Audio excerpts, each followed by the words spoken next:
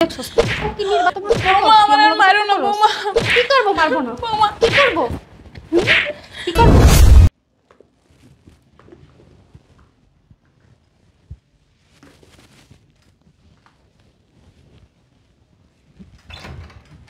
কি রে বুড়ির বাচ্চা কই যাস তুই হ্যাঁ বেডিং পত্র কোথায় কই যাস বৌমা তুমি আমারে ছাইড়া দাও, আমি এই বাসা থেকে চলে যাই বৌমা। কি চলে যাই মানে কি আমি বেশি থাকবো না বৌমা, আমার যাইতে দাও বৌমা। এই আচ্ছা এত বড় সাহস তোরে কে দিছে হুম চলে যাবি মানে কি তুই যদি এই বাসা থেকে চলে যাস এই বাসার কাজকর্ম কে করব হ্যাঁ আমি এই বাসে থাকবো না বৌমা, তুমি অনেক অত্যাচার করবো, মেয়ের থেকে ভালো আমি এই বাসা থেকে চলে যাই, তুমি অন্য কেউ কাজে রাখো। তোর আমি অত্যাচার করি দিনটা যে গিলস হ্যাঁ কামাই করস আমার জামাইটা বয়ে বাজে গিলস তোরা গিলতে দে এটাই তো কত তুই আবার বলস আমি অত্যাচার করি অত্যাচার কি বুঝোস বুঝোস হ্যাঁ বৌমা তুমি আমার প্রতিদিন যেভাবে মারো আমার সারা শরীর ব্যথা, ঠিক মতো খাইতেও দাও না, এর থেকে ভালো আমি রাস্তায় থাকবো, মানুষের বোধহয় চাইয়ে চুইয়ে খামো, এইটা বলো, কিন্তু তোমার অত্যাচারের হাত থেকে তো বাঁচবো। অত্যাচার করি আমি রাস্তায় থাকবি ভিক্ষা করে খাবি না আমার মুখে মুখে তর্ক এত বড় সাহস হয়ে গেছে তোর দাঁড়া তোর দেখাইতাছি আল্লাহ আল্লাহ তুমি আমারে বাঁচাও, আর না হয় মরণ দেবো, এই অত্যাচার আর ভাল লাগে না আল্লাহ। তুই অত্যাচারে কি দেখছস কি নির্বাচন বৌমা আমার আর মারো না বৌমা।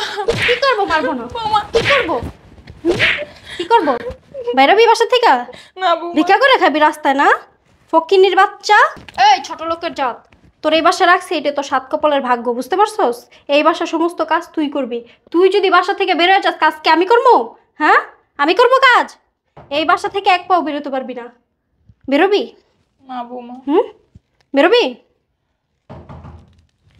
কে আসছে আবার ওঠ এই কথা যদি করে বলস না তাহলে এখন তো শুধু মরে গায়ে হাত তুলি তারপর না ওই কথা যদি করে বলস ময়টা বুড়ি অঙ্গনে ফলাই দিয়ে আসবো বৌমা গেটে যেন কি আসছে।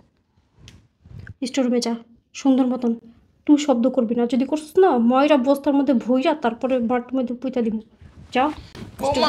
যাও যাও কে এই সময় এবার আস আর কারা আপনারা ভিতরে ঢুকে যেতেছেন কেন আপনার বাসা তল্লাশি করার জন্য আসছি।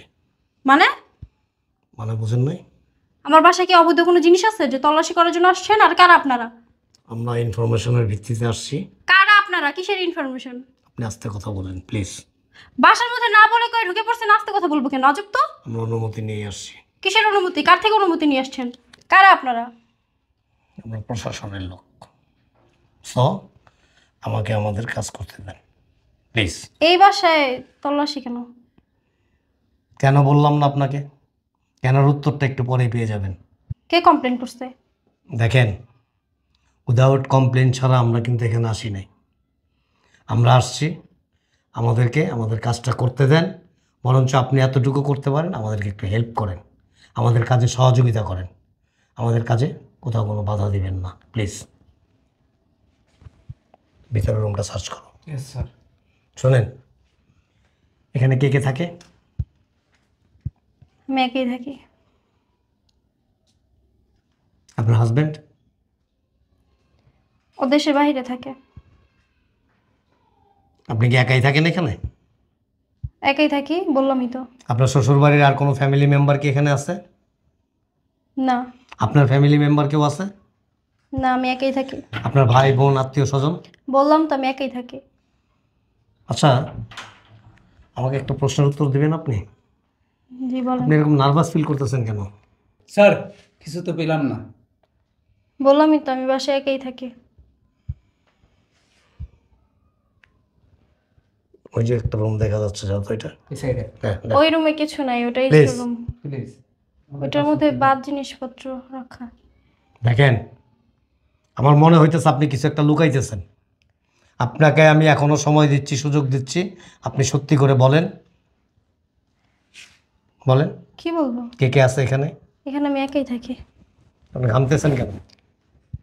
কারেন্ট চলে গেছে কই কারেন্ট চলে গেছে? আপনার তো এসি চলতেছে অলরেডি, আপনি কেন ঘামতেছেন? আমার প্রেশার হাই এই কারণে স্যার কিছু পেলাম না। দেখে চাপো। এই রুমটা কিসের হয়েছে তালা মারা?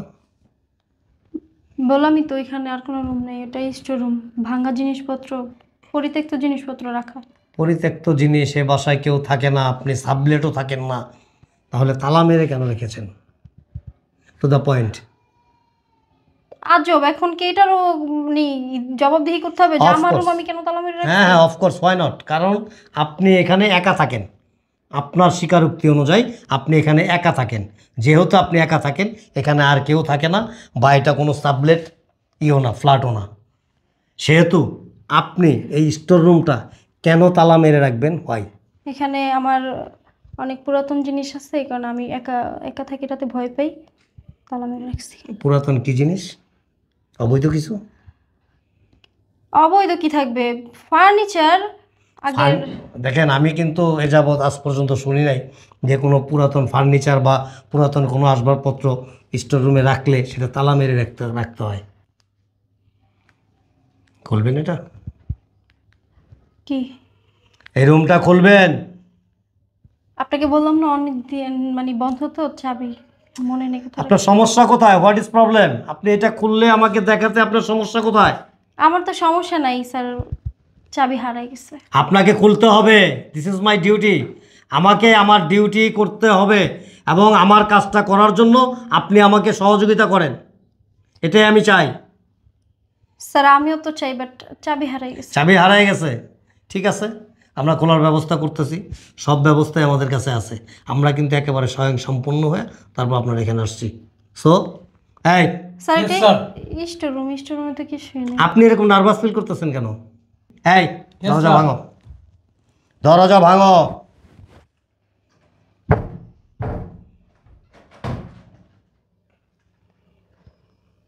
স্যার, ইনাকে স্টোর রুমে পাইছি। কি ব্যাপার? আপনি না বললেন আপনি একা থাকেন এখানে? এখানে আর কেউ থাকে না? আপনাকে কতবার প্রশ্ন করছি আমি, এখানে আর কে কে থাকে, এখানে আর কে কে থাকে? আপনি ততবারই বলছেন যে আমি একা থাকি, আমি একা থাকি, আমার হাজবেন্ড প্রবাসে থাকে। বলছিলেন? বলছিলেন? উনি কে? আরে কথা বলেন না কেন? উনি কে? আমার শাশুড়ি। আপনার শাশুড়ি? জি। আপনার শাশুড়িকে আপনি স্টোর রুমে কেন লক করে রাখছেন? কেন তালা মেরে রাখছেন? আসলে স্যার আমার শাশুড়ির মাথায় একটু সমস্যা, তো ওই কারণে আটকে রাখা। উনি কি পাগল? উনি মেন্টালি আপসেট? কথা বলেন, আমার সাথে কথা বলেন। ওনার আটকে না রাখলে উনি মানুষের বাসায় গিয়ে গিয়ে অনেক ঝামেলা করে। উনি কি পাগল? এরকম দুই একটা বাসার সাক্ষী আপনি আমাকে দিতে পারবেন যে উনি অন্যদের বাসায় গিয়ে ডিস্টার্ব করে? কালকে আসেন, আমি দিতে পারবো। কেন কালকে আসবো? এক্ষণ দিবেন, অ্যাডভান্স নাও। আপনার নাম কি? জাহানারা বেগম। আপনাকে এখানে তালা মেরে রাখছে কেন? আপনি কি মানুষের বাড়িতে যে ডিস্টার্ব করেন? হ্যাঁ, পাগল কি বলে আমি পাগল? আসলে এটা কে? এটা আমার ছেলের বউ, আপনার ছেলে কোথায়? প্রবাসে থাকে। প্রবাসে থাকে। আপনাকে কতদিন যাবত এখানে আটকে রাখছে? আমার ছেলের বউ আমার প্রতিদিন অত্যাচার করে, অনেক মারে। এই অত্যাচার সহ্য করতে না পেরে আমি আজকে বাসা থেকে পলাই যেতেছিলাম, দৌড়ে ফেলাইছে। আজকেও অনেক মারছে, তারপরে স্টোরুমে আমাকে আটকায় রাখছে। কি বলেন আম্মা এগুলা? কে? আমার পুরো শরীর ব্যথা হয়ে গেছে, আমি ঠিক মতো হাঁটতেও পারি না। আপনার মা বাবা আছে? হ্যাঁ, কথা বলেন। আপনার মা বাবা আছে?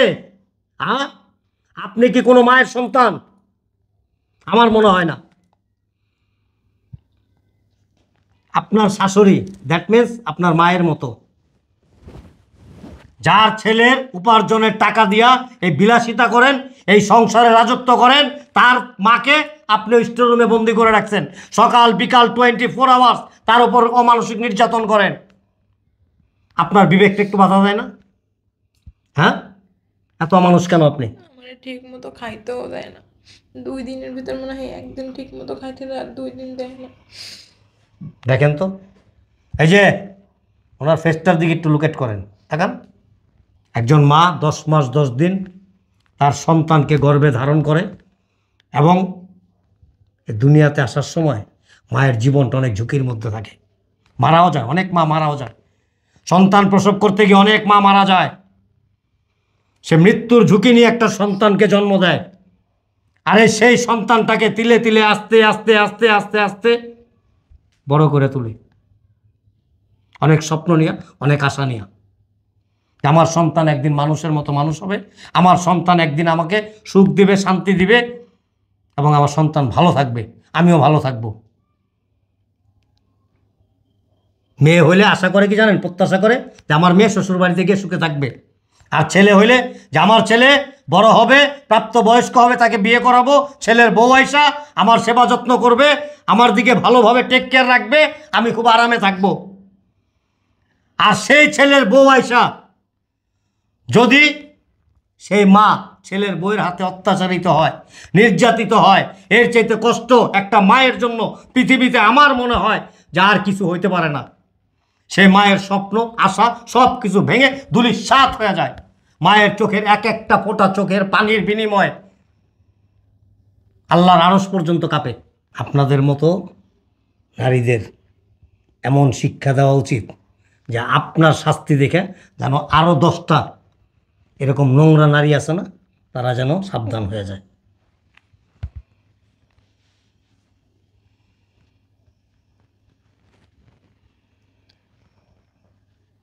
হ্যালো। জি স্যার। হ্যাঁ সেলিনা, আপনি একটু ভিতরে আসেন, মহিলা আসামি আছে, ওনাকে নিয়ে যেতে হবে প্লিজ। বলেন। আমার বউ মারা ছাইরা দেন, আমি তো আপনাদের কমপ্লেন করি নাই, আমার ছেলের বউ বুঝতে পারে নাই, ভুল করে ফেলাইছে, ওরে মাফ করে দেন। আমার ছেলে আসলে আমি কি উত্তর দিব, আমার জিজ্ঞাসা করে ওর বউ কই। শোনেন মা, একটা কথা বলি। প্রথমত হয়েছে যে অপরাধী যেই হোক তার শাস্তি হওয়া উচিত। একজন অপরাধীর যখন শাস্তি পায় না, তারপর সে আরেকটা বড় ধরনের অপরাধ করে। এক, দুই হলো আমার হাত পা বাঁধা, কিছু করার নাই, আমি কোনো কিছুই করতে পারবো না। আমি ওনাকে নিয়ে থানায় হ্যান্ড ওভার করবো, তারপর ওইখান থেকে আপনারা বা ওনার কোনো গার্ডিয়ানস থাকলে গিয়ে একটা প্রসেসিং করে যদি আনতে পারে নিয়ে আসবে, দ্যাটস অল। বুঝাতে পারছি আমি? মাফ করে দেন আমার মার জন্য। এই দেখো আপনার সাথে আমি আসছেন, আর না আম্মা নিয়ে যেতে দিন প্লিজ। আমারে। ওরে রাইখা দেন, সরি ওর বয়স একটু কম তো বুঝতে পারে না। সরি। চলেন তো, ওরে রাইখা দেন আম্মা নিয়ে যেতে দিন আম্মা। চলেন আম্মা। ওরে ছাইরা দিতে বলেন না। আমার কিছু করার নাই। আপনার পাশের বাড়িতে আমাদের একজন বড় অফিসার থাকেন, ওনার ওয়াইফ নাকি এই জিনিসটা অনেক দিন লুকেট করছে, তারপর ওনার হাজব্যান্ডকে বলছে, ওনার হাজব্যান্ড আমাদেরকে ইনফরমেশন করছে। সো এখানে আমার করার কিছু নাই, আমার কোনো হাতও নাই। আসি, আসসালামু আলাইকুম, ভালো থাকবেন।